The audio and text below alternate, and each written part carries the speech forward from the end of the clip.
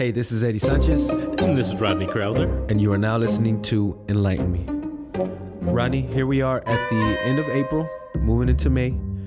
School year's almost over. I think everybody's kind of ready for summer break. Yeah, I was out on the quad yesterday, and you could definitely see the students' body language. They're ready for summer to start. It's not just an opportunity for students to get rest, but, you know, our educators, right? Everybody working from higher ed, pre-K through 12. I know it can be tiresome for teachers. Yeah, I think everybody, teachers, professors, students, parents, everybody's kind of feeling the need for summer to hurry up and get here. Yeah, there's you get burned out. You know, the reality is you can get burned out working in education and, you know, dealing with all of the issues that arise with that sort of field. And so for this month, Rodney, that was one of the topics that we wanted to cover was teacher burnout. There's been a lot of talk on the news. Definitely. Even before the pandemic, I think that was starting to be a real nationwide concern. Yeah, exactly. And, you know, considering that Texas State produces the most teachers, you know, the university produces the most teachers in Texas, I think it's really relevant that,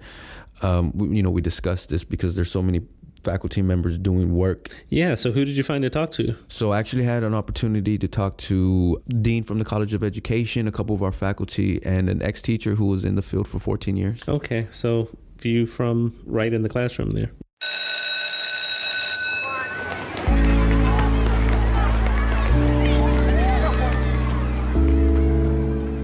My name is Sarah, and I am a former teacher that specialized in special education in the Central Texas area.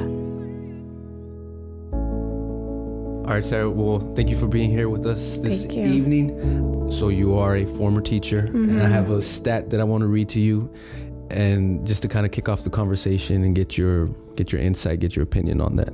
So there was a survey conducted back in February, and I believe it was 6,000 teachers that were surveyed, 6,000 Texas teachers that were surveyed, and 2/3 of those said that they wanted to leave education. What do you think of that stat? Well, I agree with that stat. I was one of those teachers. And I saw it. I taught for 14 years, and I saw every year. That's a good amount of time. Yeah, every year, teachers leaving until it was me. What grade levels did you teach? Yeah, I started in special education. So I did that for 7 years. I was primarily inclusion resource, and then I moved to the autism population. And then my last 7 years was in the general education classroom, 2nd grade. But I had the inclusion classroom. So I had students with disabilities in my classroom. And from what I'm aware of, I know that there's always limited resources, and then even for those classes, it's even much more challenging. Is that right? Yeah, absolutely. There's not enough bodies for the amount of needs that the students have, the amount of room clears we would have because we didn't have enough support in the classroom. That was a big one.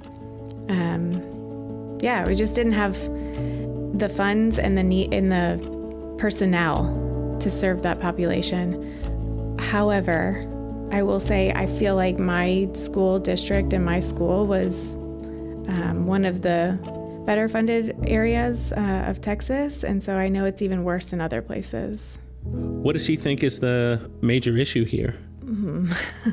I don't think it's one issue. I think part of it is funding. I don't think teachers make enough money for the amount of work that they have to do. I think teachers are starting to realize that they are asked to do a lot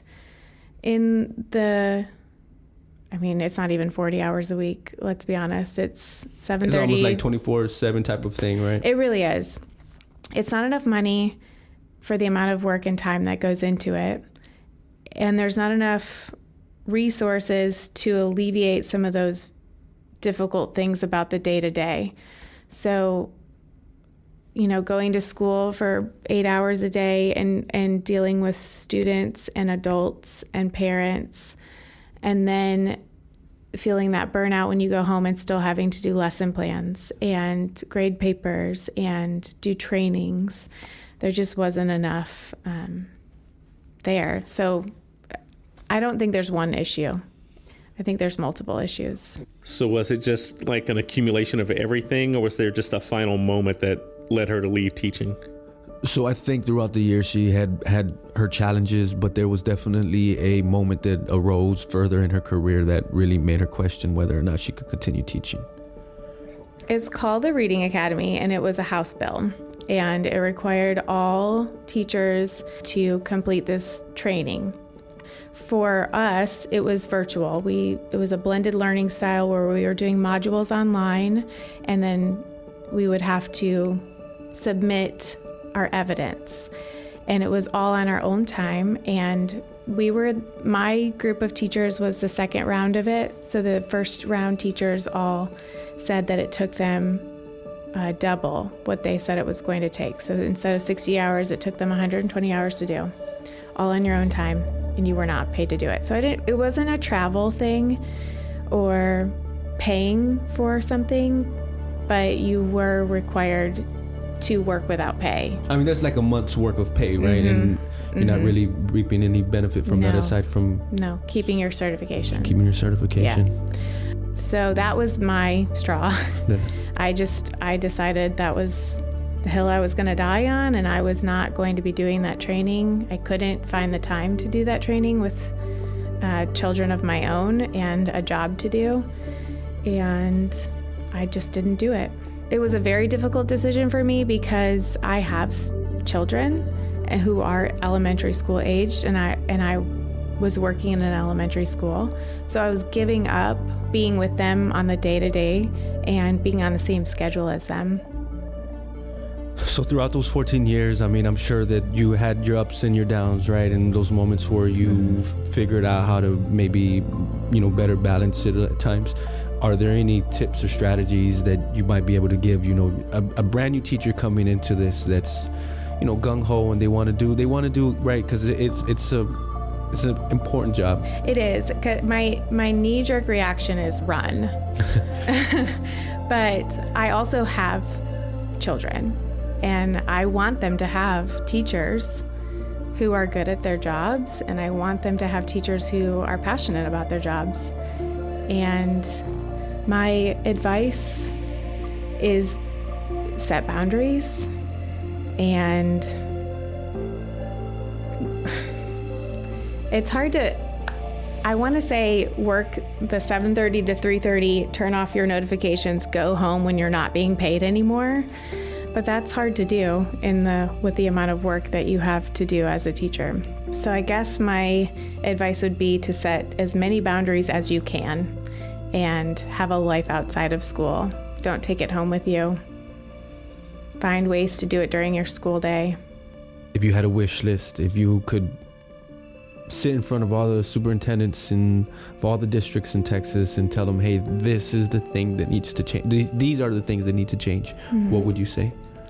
Pay teachers more, hire more people to take some of the workload off of teachers, or at least reduce the classroom sizes. Less students to work with means less parents to email, means less conferences to have. It means less behavior problems. And so maybe there's less burnout for that too. My last year teaching, I had 24 students in a portable. Wow. I mean, that's 24 conferences I have, that's 24 parents I email, and sometimes 24 responses I get. I mean, it's just too much. Because you said portable, in my mind, I'm thinking old school, small, little portables. Tiny. You're dealing with that Texas heat, you know, the AC systems don't always work best. I could talk about that. I didn't have AC for 3 months in the hottest May on record. Wow. I didn't have it from May, and then when I came back in August, it still wasn't fixed. It still wasn't working. And August and then into September, we had fans. So how long ago did you leave education? This is my first year not in a classroom. Okay, so you were at relatively recent. Mm-hmm. Are there any words of encouragement? This whole podcast has been very like dismal and very sad. Yeah, unfortunately. I mean, I'm sad about it too. I thought I was going to be a teacher till the day I retired. And it's hard. It's hard not teaching. I do believe in change. We have seen change. I mean, not in education necessarily, but in other areas, we've seen change. And so I hope that in the future, some of these things start to remedy themselves, once all the good teachers are gone and they need someone to teach their kids, then they'll start looking at the root of the problem. What do you think the role of higher education is in preparing teachers for the workforce? I learned so much in college about teaching, about the rhetoric around teaching and the practices of teaching and the theories on teaching. And there was some hands-on experience, but I think more hands-on. I think seeing it for what it is, and not rose-colored glasses.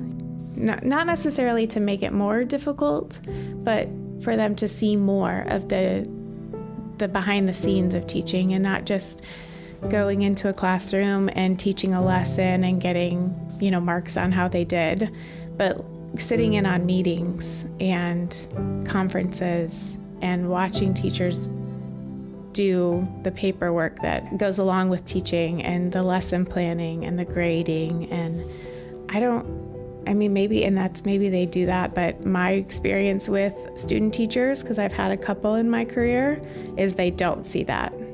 They see the fun part of teaching, which is why we all get into teaching. Are you going to miss teaching? I miss the people I worked with. I miss seeing my kids every day, my personal children, during the school day. And yes and no. I miss being around students and feeling like I'm making a big difference in someone's life. I don't miss working 70 hours a week, both in a school and at home, and being a shell of a human. So yes and no. This might be a bit personal, but do you regret doing it? No, I don't regret it at all. I made lifelong friendships, trauma bonding as they call it.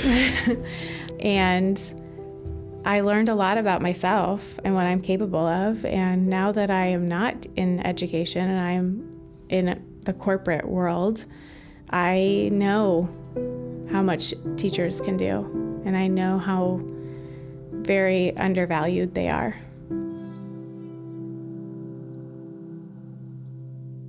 Wow, that was kind of heavy, but a powerful interview, hearing that perspective from the classroom from Sarah. And I don't think a lot of people get to hear that firsthand account of what it's like to be a teacher today. I'm really hoping that we hear some possible solutions from some of our faculty experts.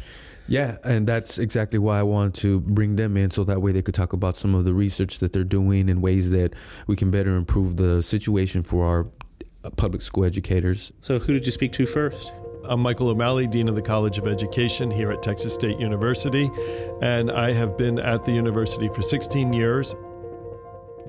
Dean O'Malley, the reason I brought you in today was because in our office, we circulated an article about teacher burnout, and specifically here in Texas. And understandably, we're coming up on 125 years. We started off as a education school, to create teachers. And so this is very close to home, I feel. And that was really why we wanted to talk about this topic. So if you don't mind, I'd like to start off with just a quick statistic, and that'll lead us into our actual conversation. So nearly 70% of the 6,000 Texas educators surveyed by the Texas American Federation of Teachers Union say that they are ready to quit their jobs. And about 75% of those respondents also reported experiencing burnout.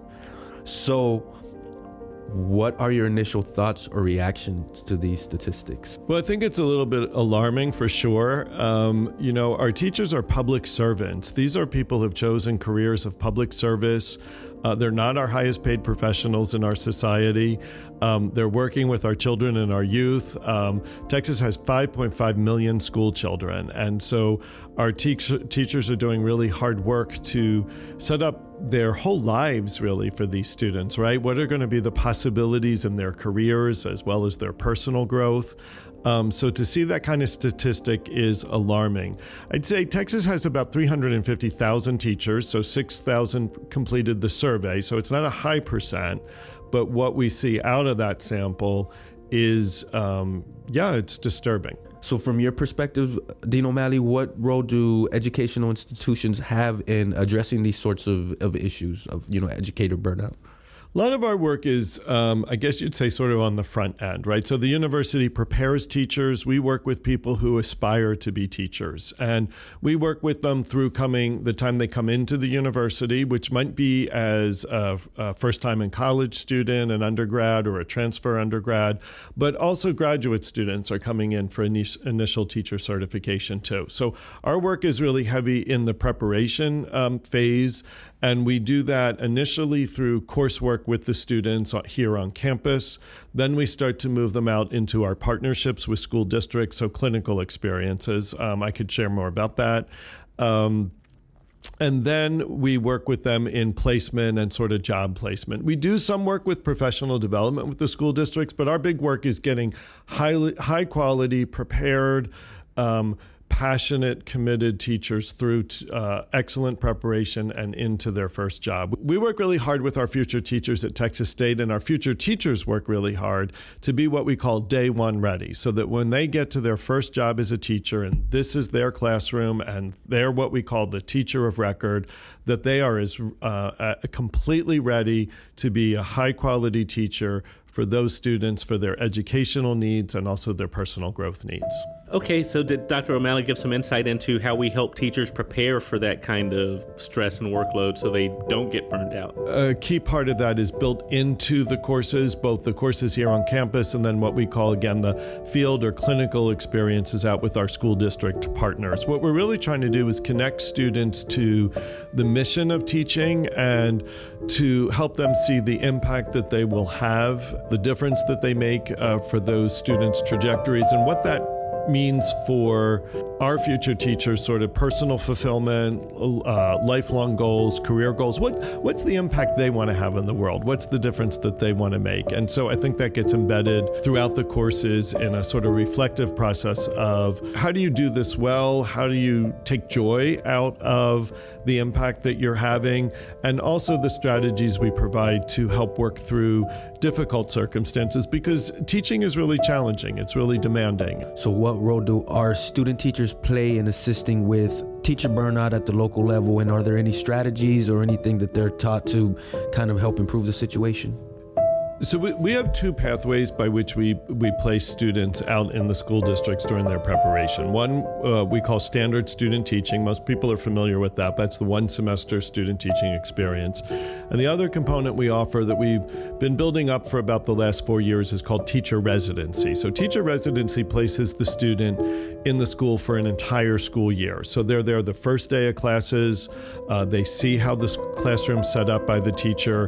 And so they're working in that classroom with their cooperating teacher and with the same students for the entire school year. They get to see the students' growth, and they get to see their cooperating teachers' strategies and skill and expertise across the whole year from the first day to the last day. So they're working side by side, and the cooperating teachers providing a lot of mentoring and guidance. But I think our students also value added. Our student provides an extra educational expertise in the classroom to be able to work with students in small groups and individual learning activities, as well as in the whole group instruction. I'm curious if the College of Education works with the school districts or policymakers to help create any sort of guidelines or infrastructure to support teacher retention and well-being. I think our most fundamental, strongest commitment to teacher retention and well-being is the quality of the preparation that the faculty here at Texas State offer,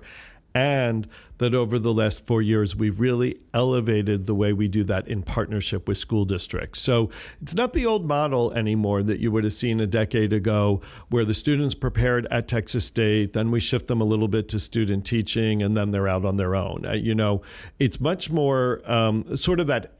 So it used to be that sort of our student and then hand off to the district. Now we're much more collaboratively at the table with our school district partners. So what's high quality teacher preparation look like? What should their field experiences be? What are we doing in our classrooms at Texas State? How are we embedding the students through field block experiences, through teacher residency and other kind of experiences? How are we embedding them back in the schools and the classrooms where they can also learn from our faculty, but also from current experts, the teachers in the schools? And so we all work together on that much more carefully. And I think now teacher preparation out of Texas State is a mutual partnership with the school districts where we both shape it together. And I think that has a huge impact in terms of retention, again, teacher well-being, the teacher experience, because we're all collaborating together and we're behind these future teachers, supporting them and getting them to the launch of their careers. So is Texas State research influencing policy, like at the Texas Capitol, to help address teacher burnout and teacher resilience? Texas State's College of Education is ready to help provide information to legislators and their staffs. We respond when called upon. So sometimes we're asked to testify at a hearing, for example, or to provide some part of our faculty's research base. And so we have found legislators and their staffers to be really receptive to wanting to know, like, what's our experience? So we've shared experiences around teacher residency, for example, which has high impact on teacher readiness for day one, but also teacher retention in the profession. The school districts are reporting back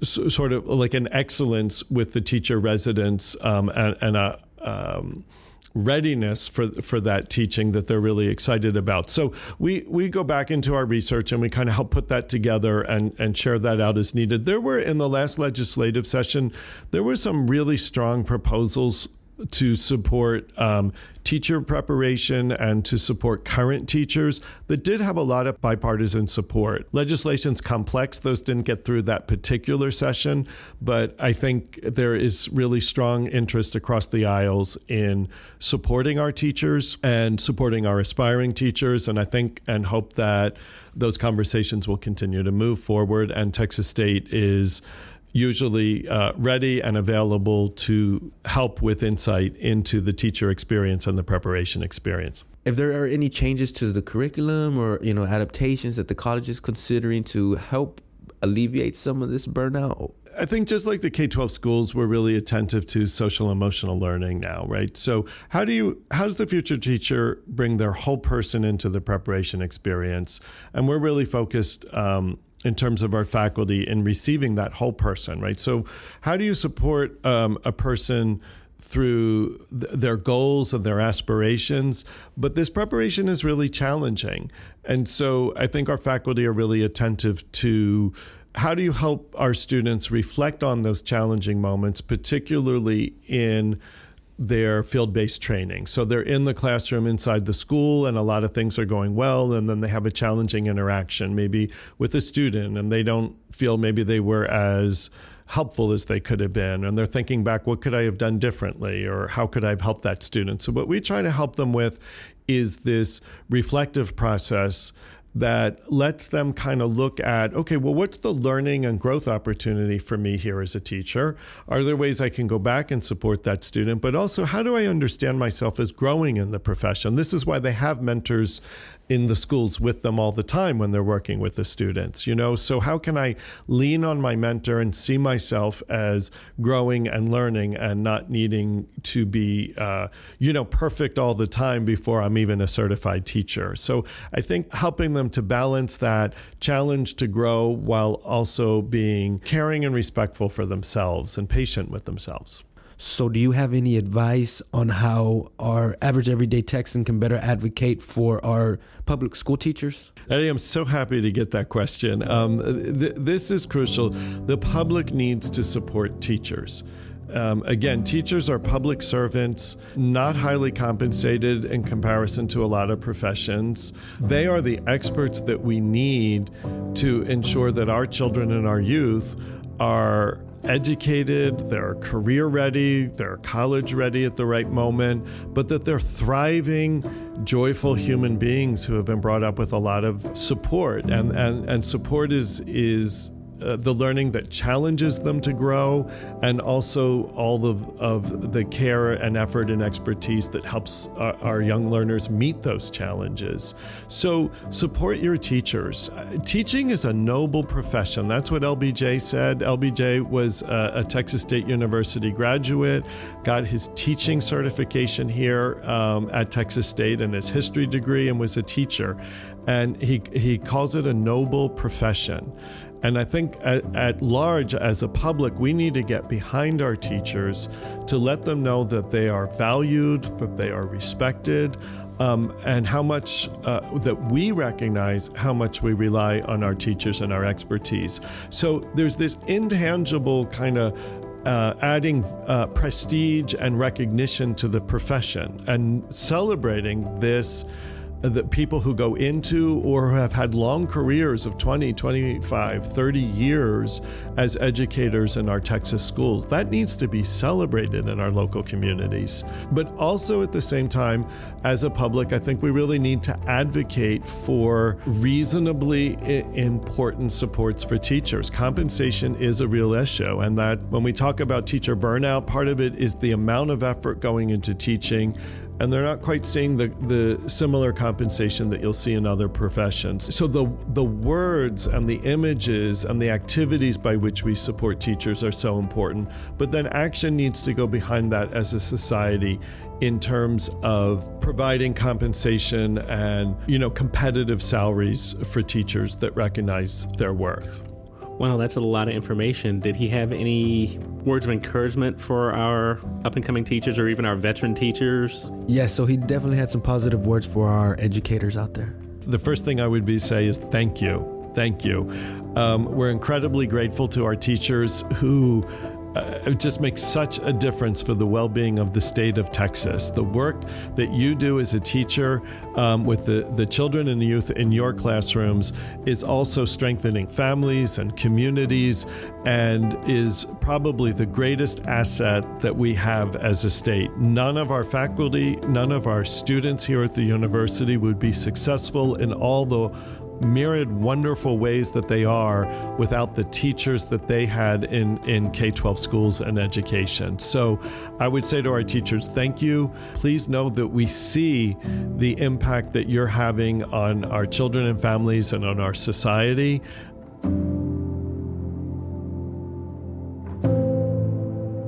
We'll be right back after this.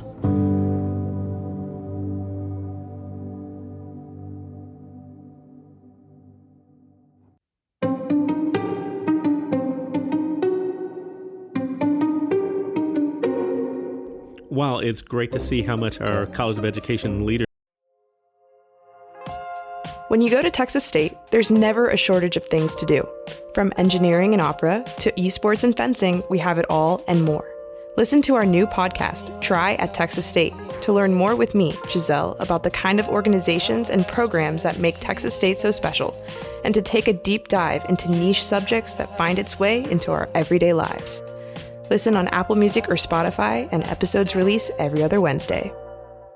Is focused on addressing teacher burnout. Were you able to find some researchers who are working on helping teachers cope with the day-to-day stress of managing burnout, and maybe researching how that affects, because a lot burned out teachers aren't just quitting, they're still in the classroom and trying. So I'm sure they could use some help with coping. Yeah, I did actually, Ronnie. I was able to reach out to a couple of our faculty members. I spoke with teacher, spoke with the educator in the Department of Psychology and another in the College of Applied Arts, and they kind of came from these two different perspectives. One of them focused on early childhood education and the other one focused on higher ed education, but they both kind of tied in teacher burnout, and they provided a few strategies on how teachers can better prepare themselves and they'll deal with, the day-to-day situations in the classroom, and how to kind of move beyond compassion fatigue and things of that nature. Great. Who did you talk to first? I'm Priscilla Goble. I'm an associate professor in human development and family science, which is in the College of Applied Arts. And I primarily study teacher-child interactions, which is affected by teacher burnout. We had come across an article, and the statistic that stood out was a little bit shocking, and so I just wanted to read that statistic to you and then get your initial thoughts or reactions on that. Nearly 70% of the 6,000 teachers surveyed by the Texas American Federation of Teachers Union say they are ready to quit their jobs, and about 75% of those surveyed reported experiencing burnout. Yes, I'm not surprised. Could I get your reaction to that? Yeah, could I get some thoughts on that, please? Yeah, I think, this has been an issue that is increasingly getting worse. And then with COVID, it really skyrocketed. But teachers are being asked to do more and more with less. So they have less time. They're not getting financially compensated in the ways that they should, and yet there are higher and higher expectations on what they can do or what they should be doing with students. And so it's resulting in burnout and a real problem for the field. Coming from your background, you have some experience with early education. Are there any strategies or initiatives that you see that could be effective in improving, job satisfaction and minimizing burnout, especially amongst Texas educators? Yeah, so that is one of my goals with my research, is trying to identify factors that buffer this burnout or resiliency in teachers and their emotional exhaustion and stress as a result of their occupation. We have found that there is some efficacy in providing teachers professional development. So providing coaching or coming in and helping them with especially classroom behavior management strategies, because it is challenging behaviors of a few children that can really derail what they're there to do in the classroom. They're there to teach and help all the children grow, especially academically and socially, but when there are a few children with challenging behaviors, oftentimes teachers end up spending a lot of their energy with those few children, and that can be really exhausting for them. And so giving them strategies and training and professional development to help them mitigate those challenging behaviors has shown to buffer the negative effects of the challenging behavior on their burnout. However, that being said, it's hard to get time for teachers to engage in these professional development opportunities because they're already being asked to do so much. And then if we're asking them to do professional development outside of the time that they're in the classroom, and we're not compensating them for that, then it can be a real challenge to get them those services. What you were talking about right now, was that tied into your article, the Burnout and Teacher-Child Interactions, Moderating Influence of SEL Interventions? It seems like that's kind of what you were talking about. Yes, that is what I was talking about. So there was one particular term that you used in that I was curious about. So it's the SEL, right? Social Emotional Learning Interventions. Yes. Can you explain to us what that is? Yeah, so social emotional learning interventions are where we're going into educators' schools and classrooms and giving them more skills to handle challenging behavior in the classroom. So sometimes we're teaching them. In that particular study, there were 3 different social emotional learning interventions that we were looking at. And so each one was sort of different in what they were providing the teacher in terms of training to help them manage behavior. But sometimes we're teaching teachers how to cope with their own emotions and their self-regulate for themselves so that they can sort of take a deep breath, get themselves centered before helping a child in an interaction who's emotionally dysregulated. But oftentimes we're helping them understand children's behavior more and why children get triggered or become emotionally dysregulated, and then how to help children get back to an emotionally regulated place so that they can engage in the classroom activities. Because when the children are dysregulated, there's no teaching that can happen at that point. Seems very cyclical in the sense that obviously the child's behavior is going to affect the teacher's emotional, resolution. Yes. And then, that in turn is going to affect the children and whatnot. You had mentioned about that you guys focused on 3 interventions in this particular study. Would you mind going into a little bit of detail on that? Yeah, so that was a secondary data analysis of a larger national data set that was conducted with Head Start classrooms around the U.S., and they implemented a program called Tools of the Mind, a program called PALS, and a program called Incredible Years. And each of those programs is a little bit different, but what they provided the teachers in all 3 of the interventions was one-on-one coaching, where they would receive some training dependent on which program they were getting. And then they would have an instructional coach who would work with them to implement the strategies in the classroom and make sure that they were gaining new skills that they could apply so that they could reduce behavioral challenges in their classroom and improve their ability to engage in actual instruction.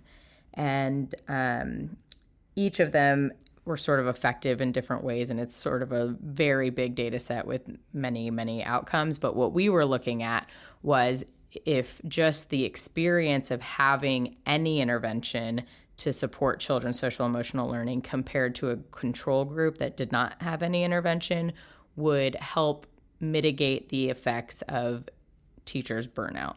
And it was the case. So for the teachers who did not receive any type of SEL intervention, they had more burnout by the end of the year than the teachers in any of the 3 conditions, regardless of the type of intervention, just because they had some support. What advice did you have for leadership in schools to help their teachers cope with burnout in the classroom? To focus on emotionally supporting the teachers.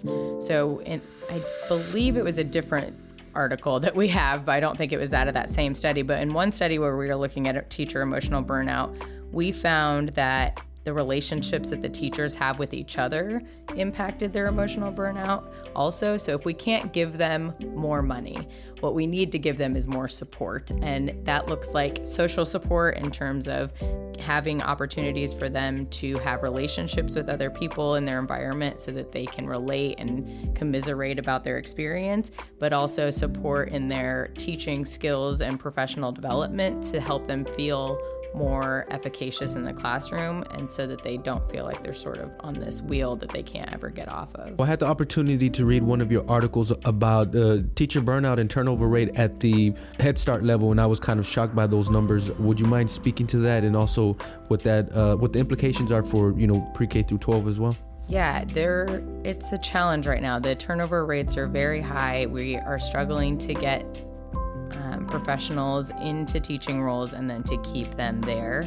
And it has consequences for children because sometimes this turnover is happening within an academic year. So they start with one teacher and then they have a new teacher come in the middle of the year, which can make it very hard to establish routines and relationships and get the classroom functioning properly. And then there are a lot of vacancies in positions, and so Head Start centers and early education environments are struggling to fill classroom positions and make sure that they meet teacher-child ratios. So yeah, it's a real problem, and then it trickles into K through 12, of course, because the goal of early childhood environments is to prepare children to be socially and academically ready to enter kindergarten. But if we don't have stable educators in those early education environments, we can't adequately prepare children to enter into those programs. And I think, from what I understand, although it's not my area of expertise, there's also a significant amount of burnout happening in K through 12. And so we're seeing it across the lifespan of children's education. What does this mean for our communities? I don't know. It's a systemic issue. I think we need a lot of things to support teachers. We need an investment in education. We need for people to see the work that educators are doing and value that so that it can be supported financially. And then we also need to make sure that they have the social support, again, the psychological resources that they need to feel like they can do their job and that their job is valued. So what role do you see Texas State playing in helping to overcome these systemic issues that teachers are facing? I think we can prepare pre-service teachers for what they're going to experience. Doing more on teaching social emotional learning strategies prior to them getting into the field, because as I said, going in later with professional development around social emotional learning helps, but that is an extra thing that we're asking teachers to do when they're already working. So if we can provide training pre-service teachers about social emotional learning for both children and for themselves, so teaching them how to do some mindfulness stuff, how to prepare themselves for regulating their own emotions and behaviors when they go into the classroom, and then giving them strategies to help, especially the most challenging children in their classroom. That will help. And then also speaking to pre-service teachers about the value of relationships. Find another teacher that you can talk to and commiserate with about your experience. Try to develop relationships with people within your school environments so that you have a social support network built in when things become challenging. So what advice did you have for future teachers or aspiring teachers? I would say try to understand development and children's behavior, because if you can manage that, then you can teach them anything. But if you don't have a handle on children's behavior, it will be hard to teach. Could you share a positive message for our educators that are out there? Yes, we love you. We love educators. I think we want to make sure that educators feel valued, and there are people working really hard to figure out ways to support teachers and to make them feel valued so that they stay in their role and continue to help children grow and develop in positive ways. And so I support all teachers, and I'm working actively in my research to figure out ways to support them. And one way is by providing them more resources and helping them understand the value of relationships. Well, those are some serious systemic issues we're facing, but hopefully with her research, she sees some reasons to hope for improvement going forward? I do. I think if we adequately prepare students who are going into the profession to understand the demands that they're going to face and how to create resources for themselves, then they will be better off than teachers we've had in the past. I do believe, though, that it's going to take a lot more investment from the state, federal investment in teachers and valuing that profession for it to really start moving in the right direction.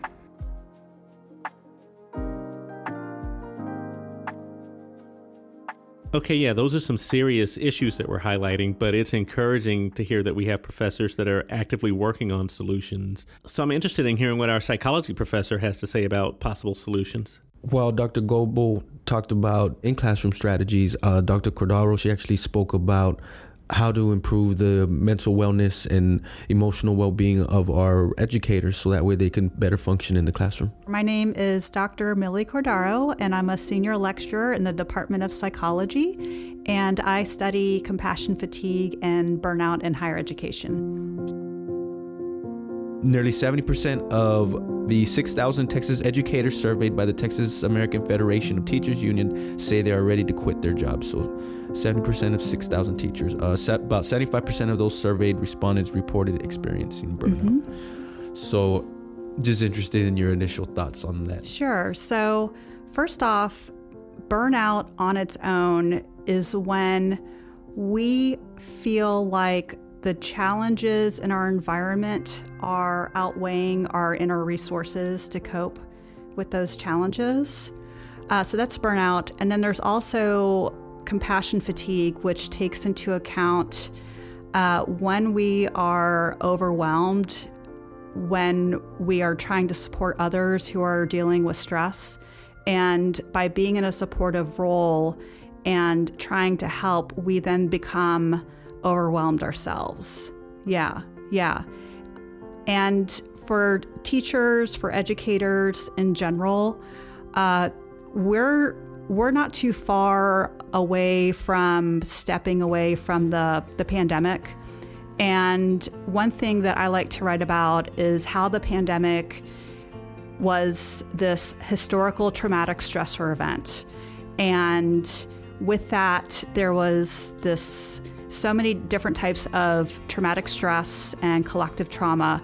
And for the most part, for most people, our nervous systems are a lot more sensitive than they used to be. And for teachers especially, I think the pandemic started to shed light on how supportive of a role that is in helping students and being a good colleague friend. Even those in an administrative role who are overseeing and supporting their staff and faculty may find themselves feeling a little emotionally exhausted or a little drained from that. Do you think that was COVID the breaking point? Was this a trend that was already occurring and COVID kind of exacerbated the situation? What did your research show you? I think even with the onset of the pandemic, there was already a conversation happening around mental health and the implications of mental health for not only people in education, but just the general population. And perhaps the silver lining of the pandemic is that we are having a conversation around mental health, that the importance of having good mental health and well-being and what we should be doing to take care of ourselves if we feel like we need a little bit more support in that area. Again, because we're kind of on the topic of compassion fatigue, and you did explore it a little bit, but would you mind if there's any more information or if there's any way that you could maybe flesh out that concept, compassion fatigue, a little bit more? Compassion fatigue, so we're in a supportive role. And as educators, as teachers, we have students who have their own narratives around stress and trauma. And as teachers, we want our students to be successful. So we're listening to and learning about their circumstances, what's keeping them from getting their tests completed, what's keeping them from getting their assignments submitted. And in the process, some of those narratives are really shocking, really heartbreaking.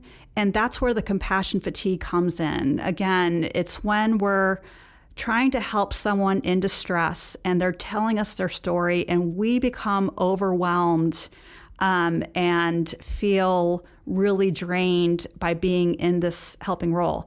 And we also have to acknowledge that teachers are human and they have their own personal lives, they have their own struggles going on. And so what's happening is, as teachers, we're wanting to help others and at the same time, ideally helping ourselves, which doesn't always happen, right? Doing the self-care and the coping. And so compassion fatigue is two parts. One, it's called vicarious trauma, meaning that we can become traumatized by other people's distressful experiences. And then compassion fatigue also includes the burnout piece as well. So how can teachers avoid compassion fatigue? Mm-hmm. That's a great question. I would say there's a couple of things that can be done. One is what I like to refer to as a daily mental health routine. And what I mean by that is intentionally engaging in self-care activities when we feel good. So it's almost practicing in advance of that next life stressor, that next difficult challenge, and having a routine in place so that when we feel overwhelmed, when we feel stuck, we already know what to do because it's a habit, versus being in that moment of struggle and thinking, what should I do to feel better? And so resilience means that we are engaging in strategies that include setting boundaries, carving out time to take care of ourselves, because when we take care of ourselves, we can show up as our best version of ourselves as teachers. And then I also like to talk about professional resiliency as well. So what can we do in our professional lives with our colleagues, with our peers, other professionals, where we can engage in activities, whether it's walking or peer-based support, things that we can do together. Because an implication of compassion fatigue and burnout is that we tend to self-isolate. We don't want people to know that we are symptomatic, and so we withdraw, we sort of hide or mask our struggles. But what the research shows is that we can heal from both burnout and compassion fatigue when we are together, when we are engaging in meaningful connections with each other and sharing in our experiences. So if it's Friday and I'm feeling a little drained and you're feeling a little drained, just chatting about it, acknowledging it, helps to normalize it, but then also helps to release some of that stress as well. How do you balance that? Because, if we're getting together every Friday, for instance, and we're just, hey, this is my horrible week, and these are the things that I was dealing with, and I can imagine that can also lead to that fatigue, right? So how would you say, how do you balance those two? I think being a version of yourself where you are authentic, you are congruent, and what I mean by that is that how you feel on the outside is matching how you're expressing yourself and behaviors on the outside. If you are in a place where you feel symptomatic, you feel activated, you're just deep in the trenches of burnout, then maybe you need to be a little bit more transparent and say, I'm so sorry that I can't support you through this. I'm trying to deal with it on my own. Or just talking about self-care strategies together. At Texas State, the BOBCATS program, they have like a walking program for faculty and staff. I think it's really wonderful. That's a great way to engage ourselves somatically or physically, but then also have that peer-to-peer conversation if it comes up organically. There was a statistic in there, 2022 actually, so it wasn't that far off. It was staggering. 55% of educators are currently considering quitting the teaching profession. I think this was a national survey, and nearly 60% of Hispanic teachers were also considering leaving the career. So, wow, 60%? Yeah, and there's a little bit more to that question. How concerning is that to you as an educator and somebody that studies both higher education and public, K through 12 education? I think it is a concern. I can speak to some of the risk factors for those who are feeling in distressed or feeling burned out and thinking about leaving the profession, especially for those in primary education. One of those risk factors is being newer to the profession. So what the research, what the literature has shown and demonstrated over time is that those who are less seasoned in their position are a higher risk for both burnout and in turn quitting the profession. Another one is having porous boundaries. So two examples comes to mind. One would be allowing yourself time to not check email. Like if you're at work all day and you're just wanting to be home and surrounded by your creature comforts, to allow yourself the opportunity to perhaps let go of some of the work pieces so that you can really enjoy being at home. Or another one in terms of porous boundaries is, as teachers, again, in that supportive role, we might have students that we really care about, that we really want to support, and we're thinking about them during times when we should be enjoying our family and our friends and taking care of ourselves. And that type of thinking about, let's say, students during times when we should be taking care of ourselves is really going to increase the likelihood of burnout, which in turn would make people question whether they should be in the profession. So unfortunately, there's teachers out there who are considering leaving this profession that is this vocation for them that they've worked so hard to get into the career, not realizing that the underlying force there is burnout, which can be treated, which can be resolved. And I mean, it seems to me like it's okay to take some time for yourself. Yes. Ultimately, right? Yes. I think the better care we take of ourselves as educators, the better teachers we are. We can really show up for them and have good emotional energy for them and positive support, and then some left over for the end of the day too. For home life, right? Mm-hmm. If you were talking to administrators, if you were talking to the individuals who are leading public education in Texas, what are some strategies or initiatives that you would say, hey, let's consider utilizing this to help improve the burnout, to minimize compassion fatigue, to improve the psychological the mindsets of our teachers? What are some recommendations you might have? I think at the institutional level, like I said, Texas State already has some really great programming in place. And so perhaps taking some of our programming and using it as a model for other institutions who might not have that. Other ideas that I've heard about on other campuses is creating like a campus-wide task force that takes into account not only student mental health, which is very important, but also staff and faculty mental health, and finding out where the strengths are, where the areas of improvement should be, and then how to best support faculty and staff as well in those areas. It's challenging to turn this into a positive, but mm-hmm. I guess from your perspective, are there silver linings to this situation? Mm-hmm. Are there any silver linings that you see, from your research? Is there mm-hmm. anything you kind of mentioned? Well, we're at the very least starting to talk mm-hmm. about mental health in these professions. Mm-hmm.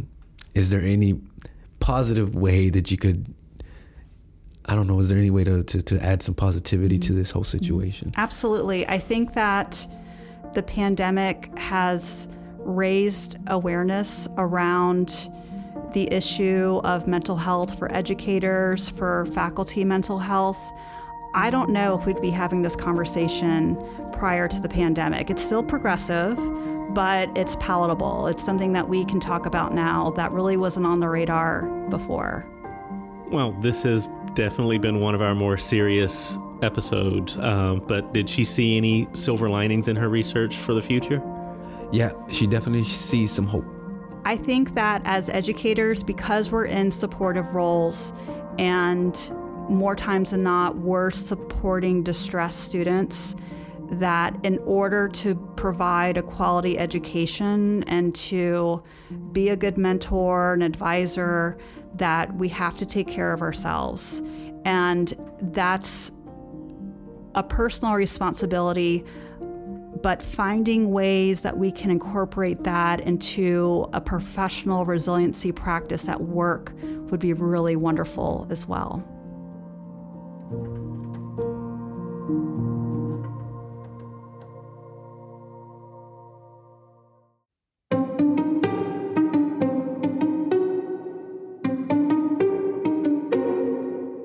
This has been a heavy episode for us, but that was really encouraging, hearing that our education researchers are already so invested in finding solutions like dealing with compassion fatigue, I think will be huge for teachers and probably for a lot of professionals who are dealing with the public and dealing with people in need.